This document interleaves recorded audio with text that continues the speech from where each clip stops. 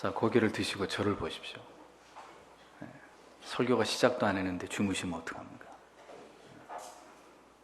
눈을 뜨시고 목사를 쳐다보셔야 딴 생각이 안 들고 졸음이 오지 않습니다. 오늘 설교는 좀 깁니다. 집중해서 들으시면 내게 주시는 하나님의 음성으로 순식간에 지나가겠지만, 그렇지 않으면 여러분들의 영혼의 상태만큼 지루해질 수 있습니다. 그러니까 한마디도 놓치지 않고 듣겠다, 이런 각오로 하나님의 말씀을 집중해 주시길 바랍니다. 하나님께서는 우리가 하나님을 예배할 때 하나님께서 어떤 분이신지를 바로 알고, 그래서 하나님을 하나님 되시도록 예배하는지를 하나님은 매우 중요하게 여기신다는 사실을 우리는 십계명 가운데 제1계명의 강론을 통해서 깨달을 수 있었습니다. 아무리 우리가 하나님을 오래도록 예배하고 신앙해 왔다 하더라도 성경이 말씀하고 있는 하나님을 하나님으로 바로 알고 하나님을 올바로 예배하면서 신앙하지 않았다면 우리는 성경이 말씀하고 있는 참되신 하나님이 아니고 우리가 만들어낸 우리 각자의 하나님을 지금까지 경배해 왔을 뿐이라는 중대한 오류를 범한 것이라고 여러분들에게 제가 강조를 드렸습니다. 하나님께서 강조하신 것이 무엇입니까? 왜 호세아 선지자는 우리가 여호와를 알자, 힘써 여호와를 알자라고 강변하고 있을까요? 하나님의 자녀된 자들 가운데 그들의 가장 중요한 의무는 바로 하나님을 바로 알아서 그분을 경외하는 것이기 때문입니다. 우리의 후손들에게 어떻게 하나님을 경외할 것이며 하나님께서는 어떤 신이신지를 자녀와 후손들에게 힘써 가르치라고 하나님께서는 이스라엘 백성들에게, 그리고 오늘을 살아가는 우리들에게 분명하게 말씀하고 계십니다. 그래서 신앙에서 가장 중요한 것은 하나님을 배우는 것입니다. 부모와 어린 자녀들이 한자리에 앉아서 이 선포되는 하나님의 말씀을 듣고, 그리고 가정에 돌아가서 오늘 목사님의 설교 말씀을 통해서 무엇을 깨달았느냐, 그리고 너는 삶에 무엇을 적용할 것이냐, 이것을 어머니와 아버지와 자녀들이 함께 나눔으로써 하나님을, 그리고 하나님을 경외함을 배워나가는 것, 그것이 신앙입니다. 우리의 신앙의 대상, 경배와 경외의 대상이신 하나님께서 그분이 무엇을 좋아하시는지, 그리고 그분이 무엇을 싫어하시는지, 하나님께서 언제 기뻐하시고 그분이 언제 슬퍼하시는지, 혹은 우리를 향해서 언제 진노하시는지를 성경의 진리를 통해서 배우고 깨닫는 것이 신앙 안에서 매우 중요한 것이라는 겁니다. 하나님을 사랑한다고 하면서 하나님에 대한 아무런 관심이 없는, 하나님에 대한 심오한 지식이 없는 신자가 그 입으로 고백하는 사랑, 그리고 그가 드리는 자기 나름대로의 경배를 하나님께서 받으시겠습니까? 하나님은 그런 것들을 가증스럽게 여기시는 분이에요. 이사야는 말합니다. 이사야 29장 13절에 주께서 가라사대 이 백성이 입으로는 나를 가까이하며 입술로는 나를 존경하나 그 마음은 내게서 멀리 떠났나니 그들이 나를 경외함은 사람의 계명으로 가르침을 받았기 때문이다. 가르침을 받았을 뿐이기 때문이다. 이렇게 말씀하고 있습니다. 성도 여러분, 잊지 마십시오. 한 시간의 예배를 견디는 것이 중요한 것이 아닙니다. 주일에 교회에 나와 앉아 있어 주시는 것이 신앙의 전부가 아니고, 이 자리에 임재하시는 하나님, 여러분들의 마음과 영혼을 불꽃 같은 눈으로 감찰하고 계시는 하나님을 여러분들이 온 마음을 다해서 사랑하고 그분을 경외하고 섬기고 복종하고 있는지를 하나님께서는 주목해서 보신단 말이에요. 그래서 은혜 베풀 자에게 은혜를 베풀어 주시고 위로할 자에게 위로를 주시고, 그리고 죄를 범하여서 회개하는 자에게 용서를 주시지만 오늘도 자기의 죄를 숨긴 채로 그저 오만하고 무례한 마음으로 하나님을 멸시하고 있는 자에게는 하나님의 지엄하심을 하나님의 말씀을 통해서 보이시고 그것을 깨닫게 하시는 분이 바로 살아계신 하나님이십니다.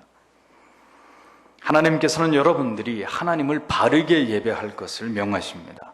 여러분들의 삶의 현장에서, 그리고 여러분들이 섬기시는 그리스도의 몸이신 교회에 나와서 하나님을 바로 알고 그 지식을 바탕으로 하나님을 경배하는 것을 하나님은 기뻐하시는 분이라는 겁니다. 신명기의 제2의 계명은 당시의 상황에서 있을 수 있는 우상 숭배의 실례를 들어서 이것을 경고하는 그런 말씀이었습니다. 당시 고대 세계는 인간들이 고안한 어떤 신들과 그 신들의 형상을 숭배하던 그런 시기였습니다. 여기서 새긴 우상이라고 번역된 이 히브리 말 페셀이라는 말은 조각된 신상을 의미합니다. 고대 근동 지방에서는 나무나 돌 그리고 금속 등의 사람이나 짐승이나 새나 이런 형상들을 새겨서 숭배하는 풍습들이 널리 퍼져 있었습니다. 고대 이집트의 문명을 보십시오. 해, 그리고 새, 소, 개구리, 물고기 이런 형상 등을 우상으로 숭배했던 그런 흔적들이 존재하는 것을 발견할 수 있지 않습니까? 이런 형상을 만들었다는 것은 인간이 자신의 생각대로 어떤 신의 존재를 자기의 창의력을 바탕으로 형상화했다는 것입니다. 아, 신이, 해가, 태양이 신일 것이다. 날아다니는 새가 신일 것이다. 소나 개구리 따위가 인간이 참 어리석게도 인간이 생각하기에 저기 신이 저런 형상으로 존재하는 것일 것이다. 이렇게 생각했다는 것입니다. 성경의 이 출애굽기 32장에 나오는 이스라엘 백성들이 금으로 송아지를 만들어서 숭배한 사건을 주목해 보십시오. 그들의 죄는 우상을 숭배한 행위에 있었습니다. 그런데 그러한 우상 숭배, 좀 줄여주세요. 계속 하울링 나잖아요.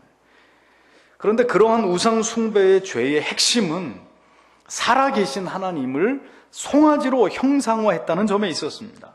그냥 우상을 숭배한 게 죄가 아니고 하나님을 송아지처럼 만들었다. 하나님은 그것에 대해서 분개하셨던 것입니다. 하나님께서는 이러이러할 것이다 라고 그들은 자신들의 임의대로 하나님의 형상을 소의 형상으로 추측해서 하나님의 존재하심을 인간의 창작의 산물로 대체했다는 것입니다. 이것이 바로 하나님의 크나큰 진노하심을 불러온 명백한 이유였다고 성경은 진술하고 있습니다.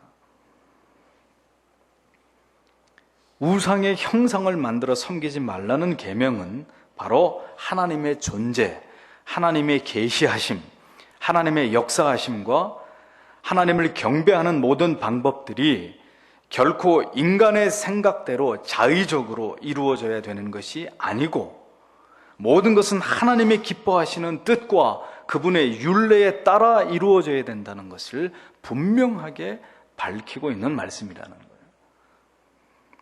절대로 인간이 중심이 되어서는 안 되고 철저하게 언제나 하나님께서 중심이 되셔야 된다는 이 중대한 진리를 하나님은 1계명과 2계명을 통해 계속해서 계시하고 계셨던 것입니다. 왜 하나님께서는 이렇게 우상의 숭배나 어떤 형상의 존재 자체를 허락하지 않으셨던 것일까요? 하나님께서는 인간의 생각이나 인간의 바램, 인간의 계획, 인간의 뜻, 인간의 상황에 따라서 지배받으시는 분이 아니시기 때문입니다. 우리의 신앙의 가장 큰 문제 가운데 하나는 나의 형편과 나의 상황, 나의 처지에 따라서 마음대로 하나님의 하나님 되심을 변개시킨다는 점입니다. 하나님은 결코 화를 내시는 분이 아니야. 그분은 우리에게 형벌을 내리시는 분이 아니야. 아무리 우리가 죄를 지어도 결코 하나님은 우리를 버리시지 않아. 그냥 모든 것을 다 이해해 주시는 분이야. 이렇게 그저 자기의 편의에 따라서 자의적으로 그렇게 하나님을 해석하면서 언제든 자신에게 합리화시키면서 일방적으로 하나님께서는 모든 것을 이해해 주시리라는 이런 자기의 생각을 하나님보다 더 위에다가 두고 있는 것입니다. 성도 여러분, 이러한 하나님에 대한 무지함이 하나님을 향한 중대한 모독이 된다는 사실을 여러분들은 너무 늦기 전에 깨달으셔야 됩니다.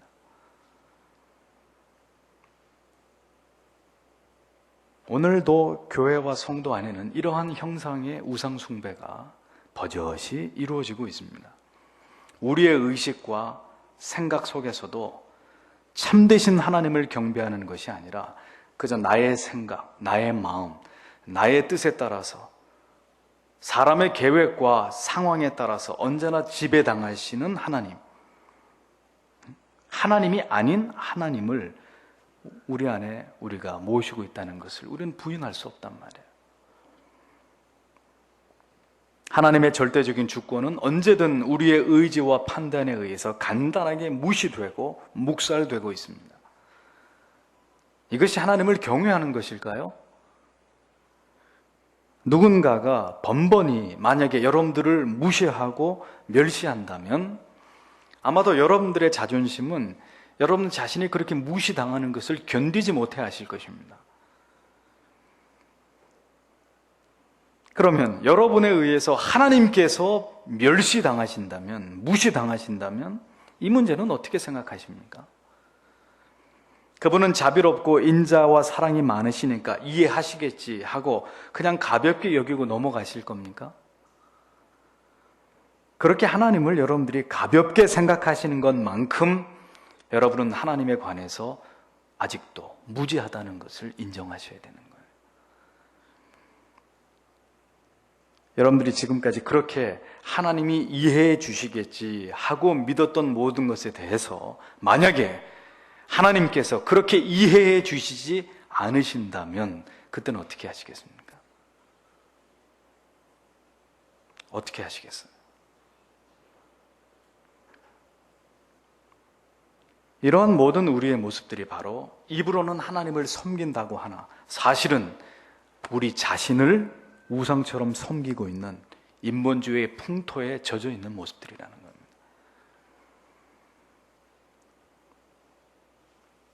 형상을 만들어 섬기지 말라는 계명은 누구든지 자의적으로 자기의 방식으로 하나님을 섬기는 죄를 결코 범하지 말라는 그런 뜻입니다.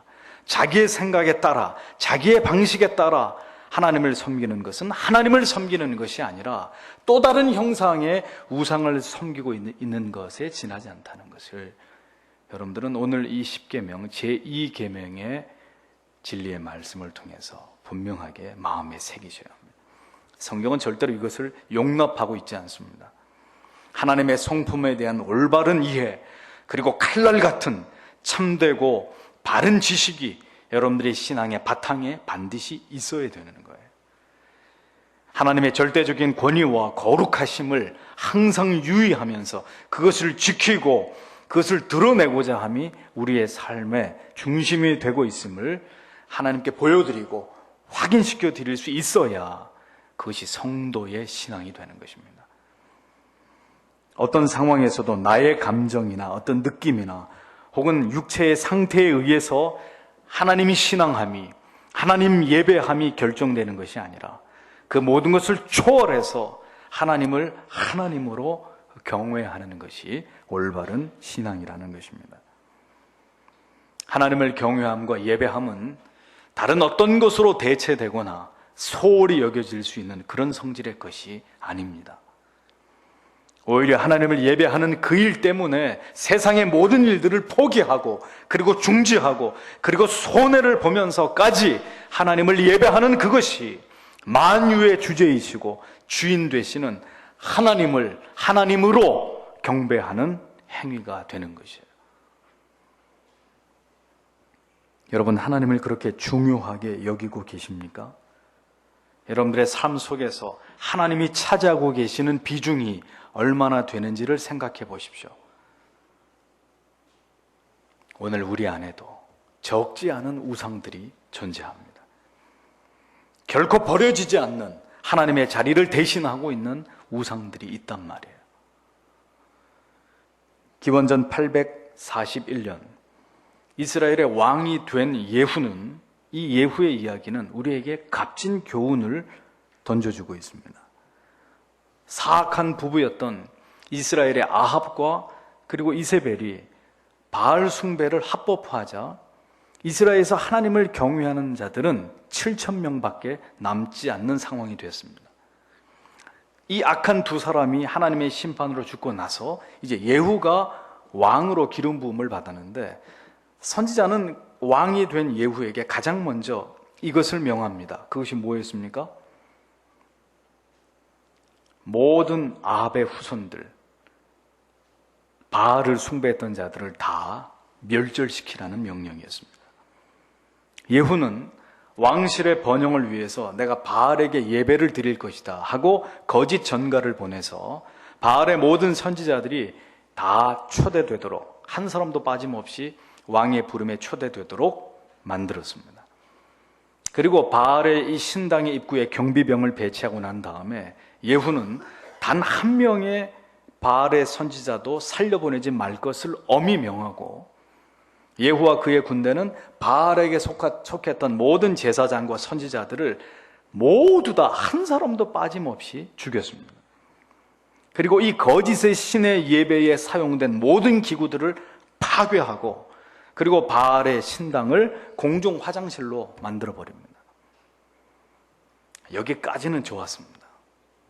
하지만 예후는 바알에 대해서는 철저하게 괴멸시켰지만 베델과 단에 있는 금송아지를 섬기는 죄에 대해서는 어떻게 했습니까? 이것을 묵과하고 용인했던 것을 볼 수 있습니다.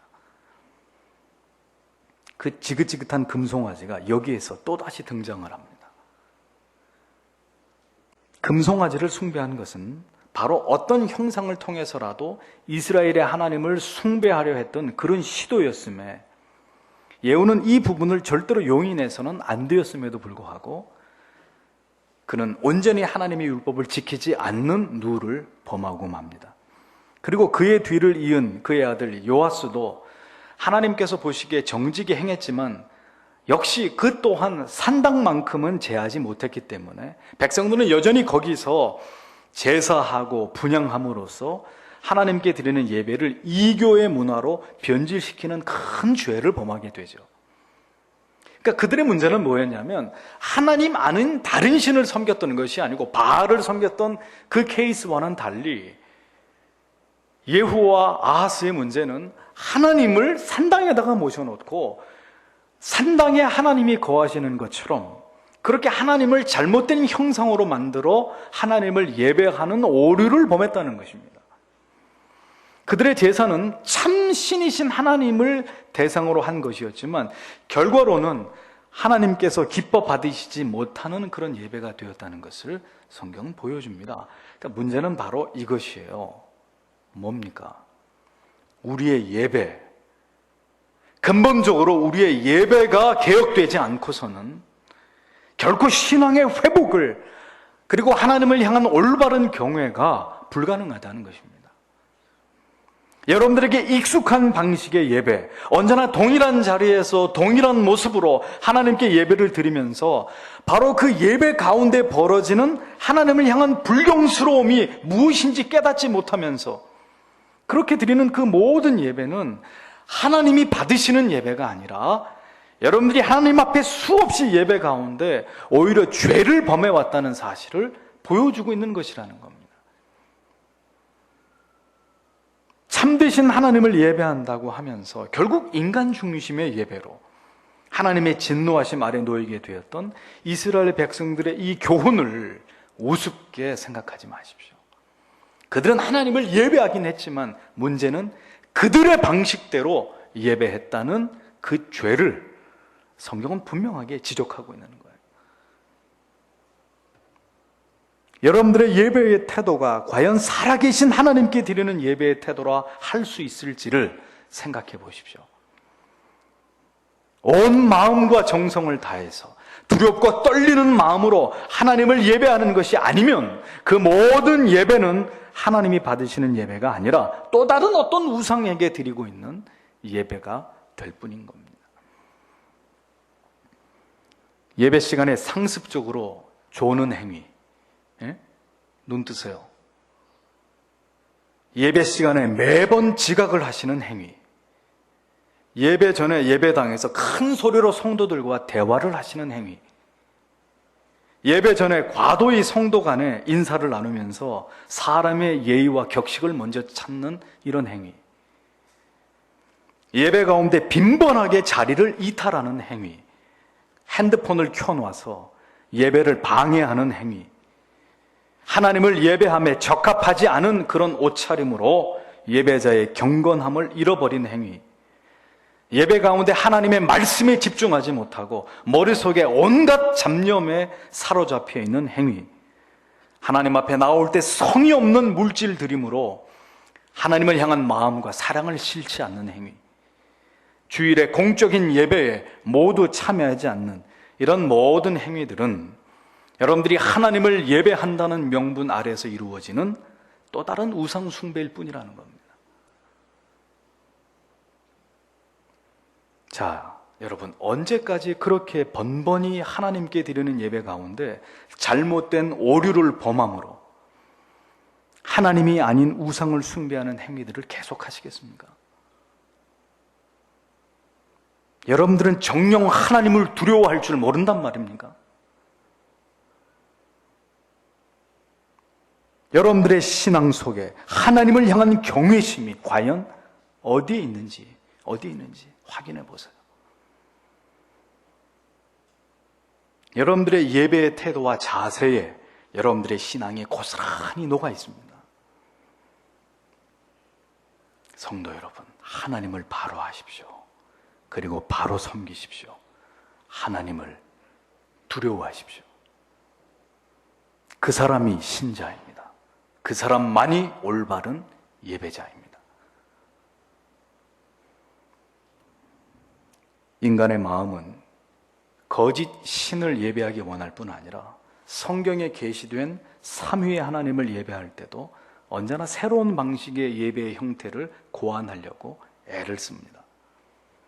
현대의 사람들은 하나님께 예배하기 위해 자신들이 만들어낸 어떤 새로운 방식과 프로그램, 어떤 형식과 규칙, 현대적인 음악적인 요소들을 가미하고 이런 것들을 하나님이 기뻐하실 것이라고 착각합니다. 그것도 아니면 그들은 설상가상으로 하나님을 기쁘시게 하고자 하는 동기에서라기보다도 그저 이 자리에 모여있는 우리가 먼저 기쁘고 재밌고 즐겁고 감동받고 마음의 위로와 평안을 느끼게 하기 위한 그런 의도로 온통 예배의 틀을 바꾸어 놓는 일에 집착하고 있습니다. 우리에게 좋으면 하나님께도 좋을 것이라는 이런 어리석음이 교회를 지배하고 있는 거예요. 강대상을 크리스탈 보면대로 바꾸고 강대상 앞을 쇼 무대처럼 데코레이션을 해놓고 심지어 세속의 무대에서 사용하는 조명으로 효과를 극대화하는 이런 시도들이 교회 가운데 예배 속에 끊임없이 시도되고 있습니다. 진리가 선포되는 강대상이 아니라 무대가 되어버린 지 오래입니다. 이러한 모든 시도들이 대체 누구를 위한 것이냐? 누구를 위한 것이냐? 하나님일까요? 그렇지 않습니다.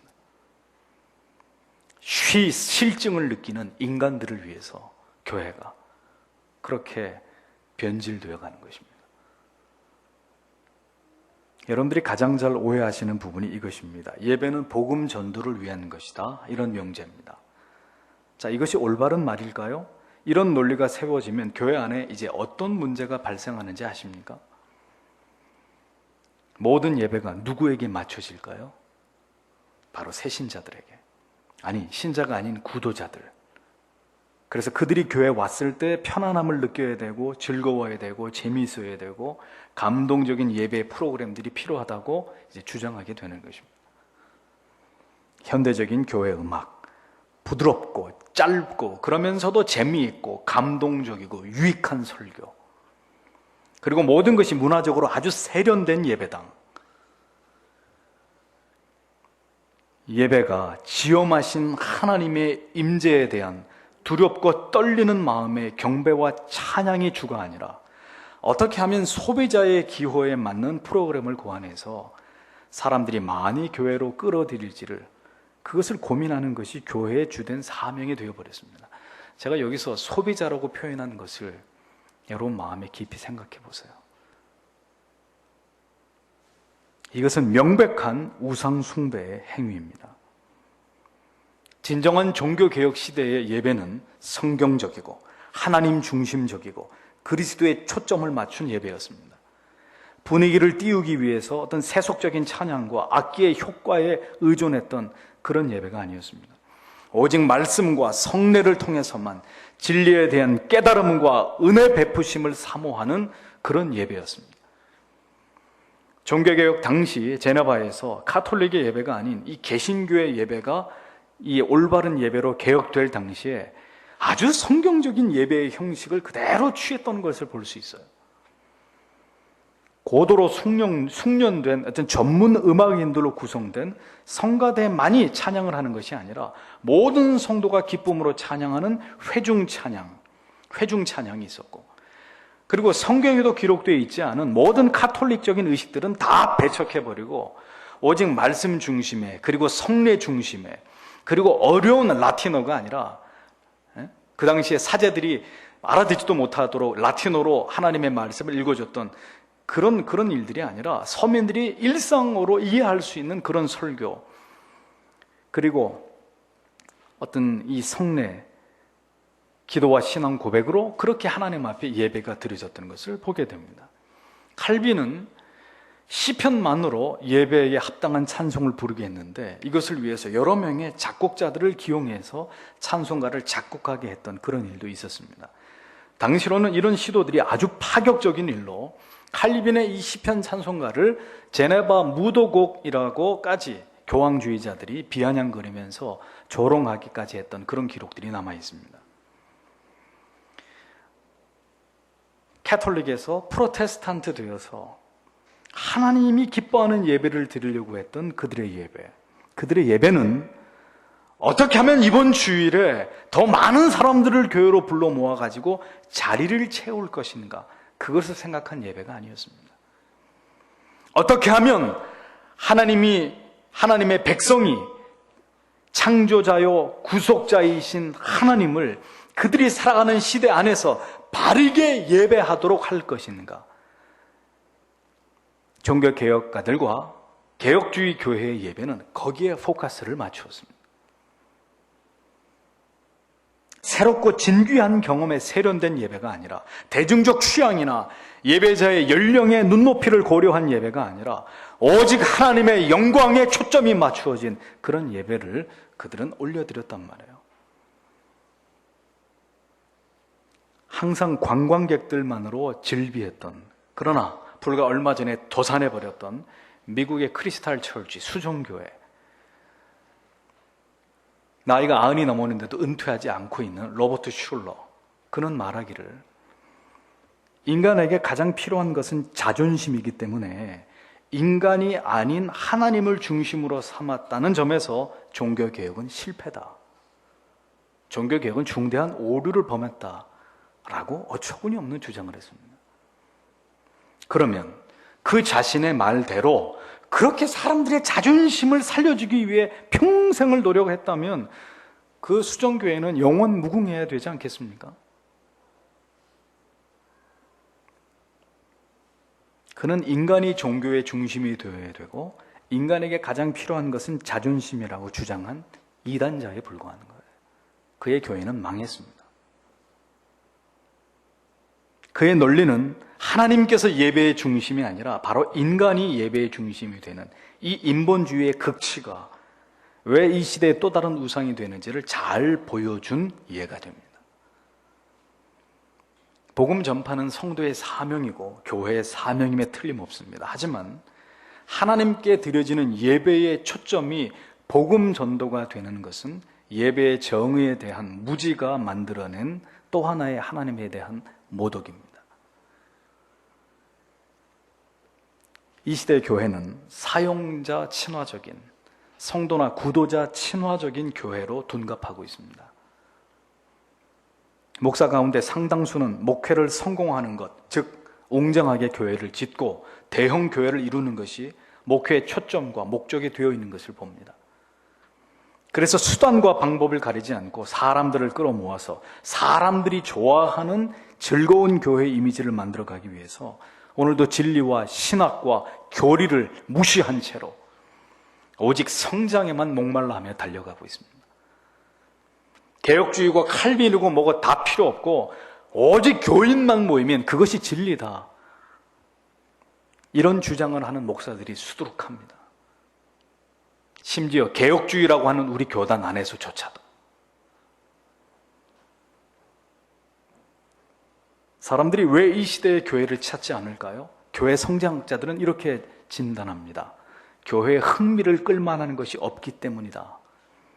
젊은이들이 좋아할 만한, 구도자들이 즐거워할 만한 것들이 교회에 없기 때문에 교인들이 자꾸 빠져나가는 거다, 이렇게 이야기를 합니다. 하지만 성경은 그렇게 말씀하고 있지 않습니다.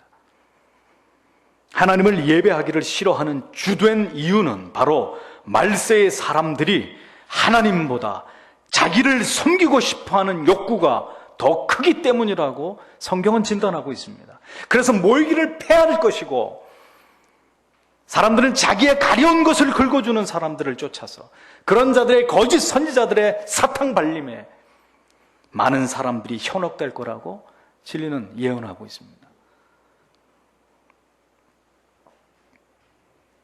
오늘의 기독교는 그 진리 자체에 관하여, 즉 하나님과 신앙의 본질에 대해서 집중하기보다는 기독교를 통해서 누리고 얻을 수 있는 어떤 마음의 평안과 즐거움, 기쁨과 위로, 그리고 모든 것이 다 그냥 잘 될 것이라는 형통주의, 현세 기복에만 과도히 집착하고 있는 것들을 봅니다.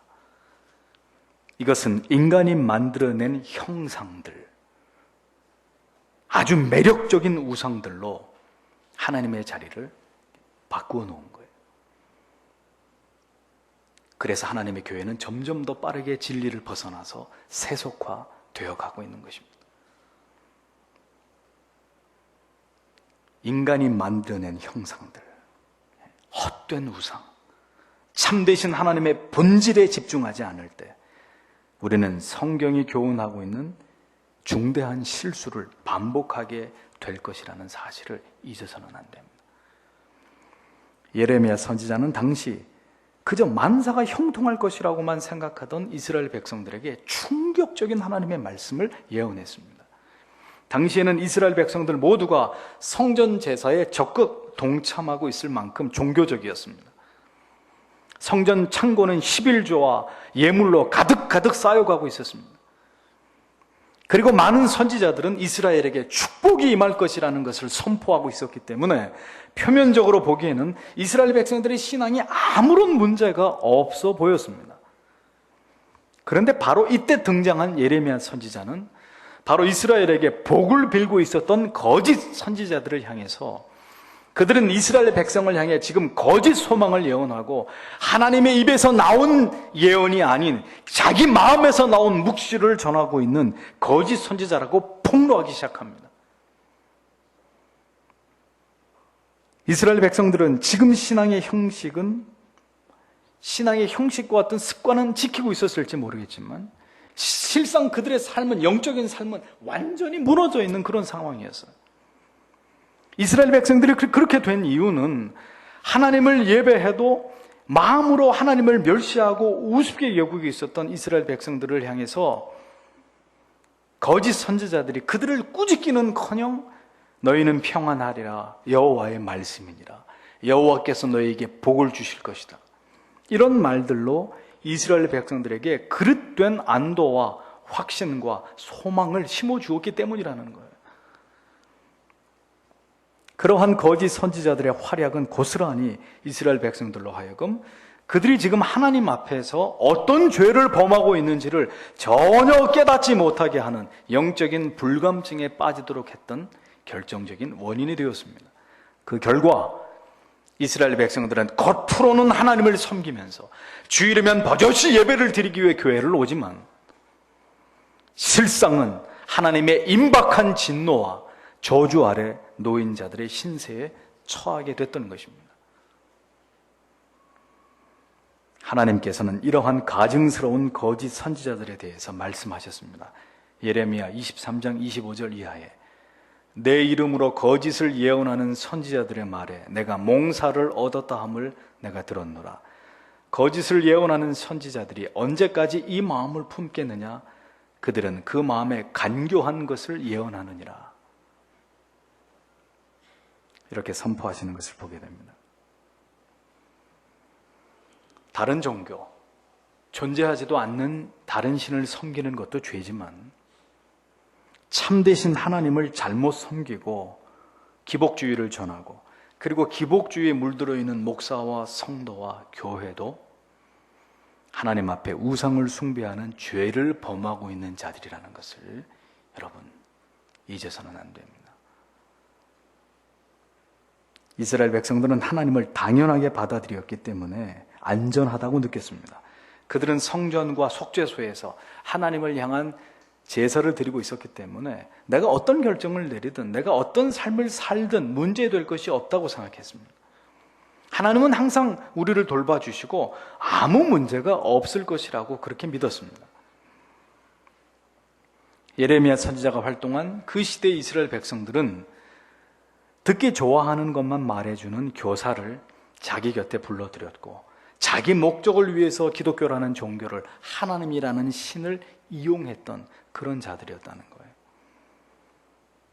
성전은 하나님께 드리는 제사를 위해서가 아니라 그저 그들의 평안과 세속적 안정을 위해서 존재할 따름이었다는 것을 보여줍니다. 오늘도 이 시대도 마찬가지입니다. 사람들은 자신이 단지 주일날 교회에 간다는 이유만으로 너무 쉽게 안도감을 느낍니다.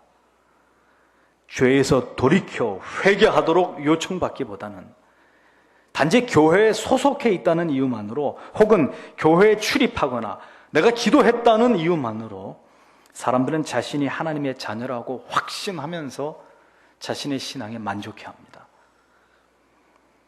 마음을 다한 찬양 대신 그저 현대적인 교회 음악을 즐기는 유희로 죄와 거룩 사이에서 영적인 고뇌와 거룩한 마음의 번뇌를 느끼기보다는 그저 모든 것이 잘 되고 형통할 것이라는 축복으로 하나님의 깊은 말씀을 통한 깨달음의 지혜보다는 설교자의 지혜로 자신의 예배를 그렇게 대체할 때마다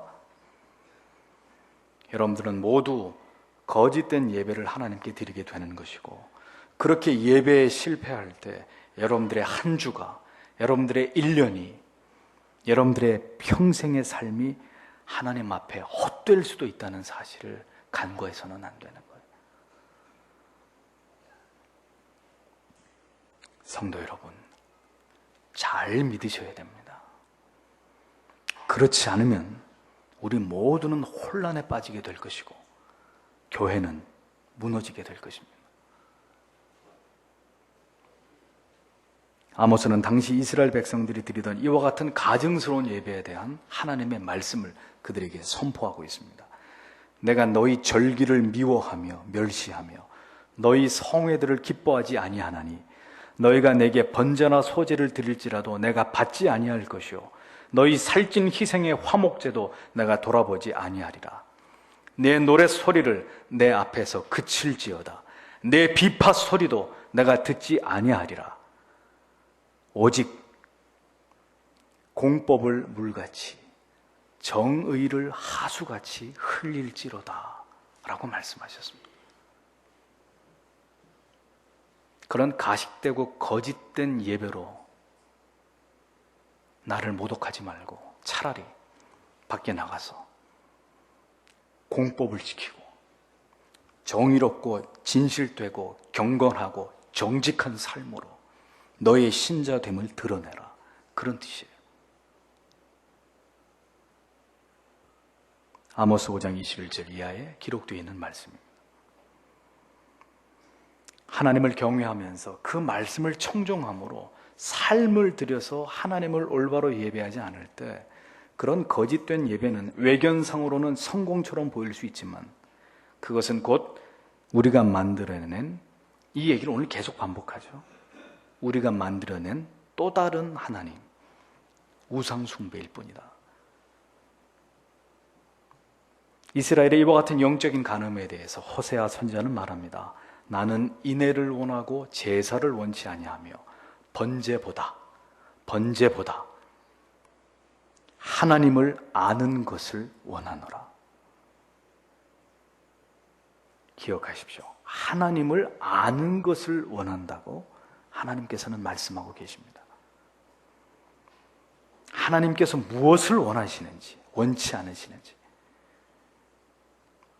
하나님을 아는 것, 뜻없이 마음 없이 졸음으로 일관하며 수천 번, 수만 번의 여러분들이 드린 예배가 하나님을 알고자 하는 마음, 두렵고 떨리는 마음으로 여러분들의 모든 세포 하나하나가 하나님께 집중하여 드리는 단 한 번의 예배를 결코 능가할 수 없다는 것을 사랑하는 성도 여러분, 더 늦기 전에 깨달아야 됩니다.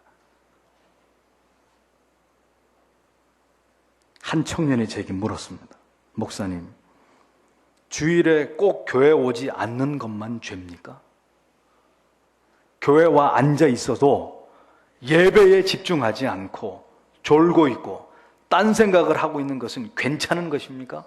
하고 저에게 날카롭게 지적했습니다. 여러분, 주일에 도둑질하는 것은 죄고 예배에 최선을 다하지 않는 것은 그다지 중요하지 않는 죄라고 생각하십니까? 그래서 저 밖에 있는 사람들보다는 적어도 나는 이 안에 들어와 있으니까 내가 저들보다는 낫지, 이렇게 스스로 자위하고 싶으신가요? 하나님께서 원하시고 인정하시는 예배를 드리지 않는 모든 예배와 예배자는 우상 숭배 행위를 반복하고 있다는 것에 지나지 않는 거예요. 하나님과 아무런 상관없는 예배. 이 모두가 너를 위해 새긴 우상을 이라는 말씀에 이것을 확대한 개념이 되는 거예요. 어떤 형상이든 하나님이나 예수 그리스도를 형상화하는 것은 명백한 죄입니다. 그래서 성화나 성상을 만드는 것 엄격히 금지된 일입니다. 4세기 에피파니우스는 팔레스타인의 한 교회를 방문한 자리에서 그 예배당에 예수님의 초상이 걸려있는 커튼을 발견하고는 경악을 금치 못하고 그 커튼을 다 찢어버렸습니다. 그리고 그는 죽을 때까지 이와 같은 성화가 예배당 안에 확산되지 못하는 것을 막는 운동에 자신의 모든 걸 바쳤습니다. 루터, 스빙글리, 칼빈 이런 종교개혁자들 한결같이 성상을 거부했습니다. 성스러운 조각상, 마리아나 예수님이나. 천주교가 온갖 성상을 만들어 온 이유는 눈에 보이는 조각을 통해서 성도들에게 감화와 감동을 주기 위해서였습니다.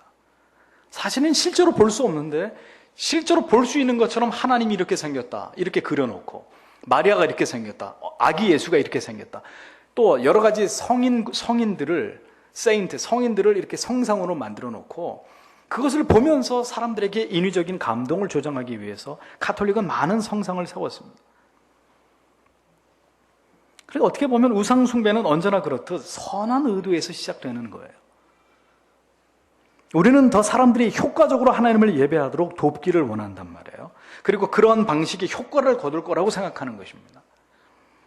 그래서 성화를 보여주거나 심지어 예수님의 생애에 대한 어떤 영상을 보여줍니다.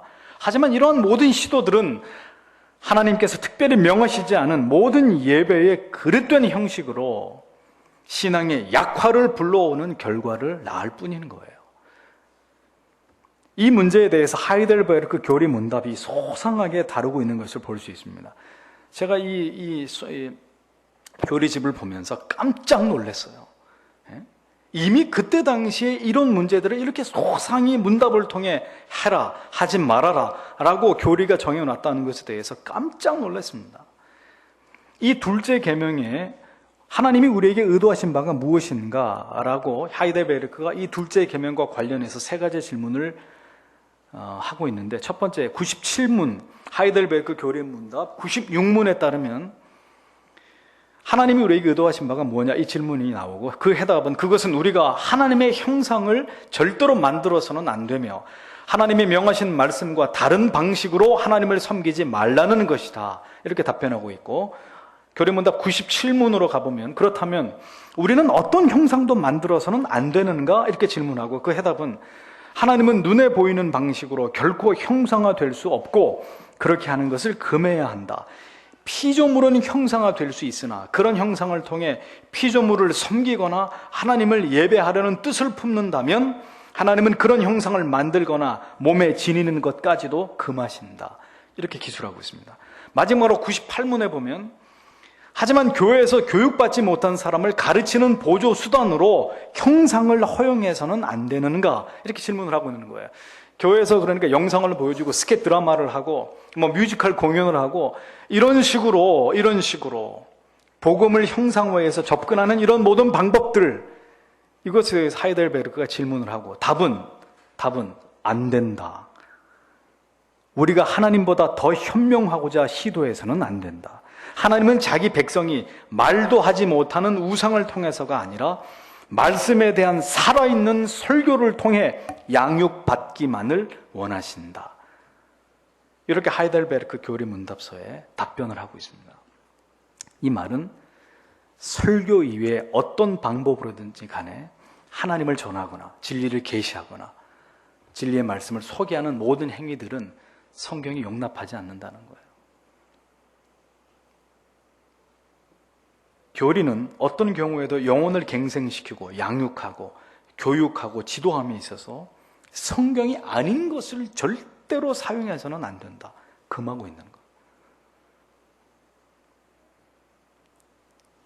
예배 가운데 어떤 주제를 담은 영상, 설교 중에 사용하고 CCM 즐겨 부르고 교회가 문화센터로 둔갑해버리는 이런 사역들, 그것이 영혼을 구원하기 위한 명분이라 할지라도 이것은 진리가 가르치고 있는 방법이 아니라고 말씀하고 있는 것입니다.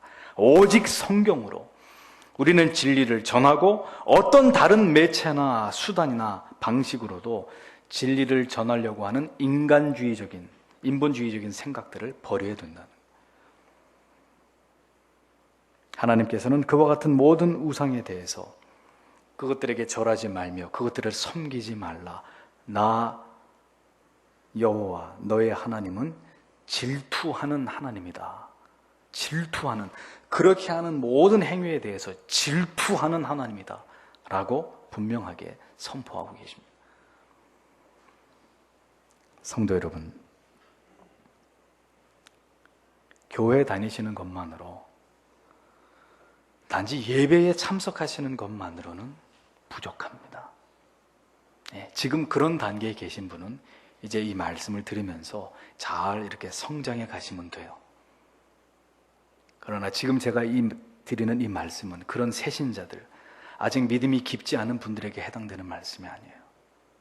이미 너무너무 긴 세월 동안 예수를 믿었고 교회를 다녀오셨던 성도 여러분, 그것만 가지고는 안 되는 거예요. 우리가 하나님에 대해서, 예배에 대해서, 하나님을 경외함에 대해서 영적으로 무지할 때 그것이 얼마나 무모한 일이고 신앙에서 위험한 일인지를 여러분 부디 이 말씀을 통해서 깨우치셔야 합니다. 무엇이 중요한지를 생각하십시오. 시계만 쳐다보시면서 도대체 이 예배가 언제 끝이 나려나 하는 여러분의 생각이, 그런 마음이 얼마나 하나님의 마음을 아프시게 할지를 부디 여러분들이 깨달으셔야 됩니다. 우리는 하나님을 참되고 바르게 알고 그리고 그 하나님을 올바로 섬기고 경외하면서 그렇게 하나님을 예배해야 될 사람들입니다. 그것이 우상이 아닌 진정한 하나님을 예배하는 것이고 하나님을 경외하는 길이기 때문입니다. 우리는 그렇게 하나님을 높이고 경외하며 그렇게 예배 가운데 늘상 배웠던 하나님을 이제 우리의 생명이 이 땅에서 다하는 그날, 영원한 저 천국에서 그 친숙하고 친밀하신 하나님을 다시 배웠고 그분을 예배하게 될 것입니다. 하나님을 하나님 되시게, 결코 이제는 교회 안에 계시면서 다른 우상을 섬기는 무지함에서 비롯된 그 잘못된 신앙에서 벗어나셔서 참되신 하나님을 섬기시고, 그로 인해 여러분들의 삶 속에서, 그리고 예배 가운데 살아계신 하나님을 배우는 기쁨이 날마다 여러분들의 삶과 예배 가운데서 더욱 풍성해지시는 신앙의 참맛을 여러분 모두가 누리게 되시기를 주님의 이름으로 축복합니다. 기도하겠습니다.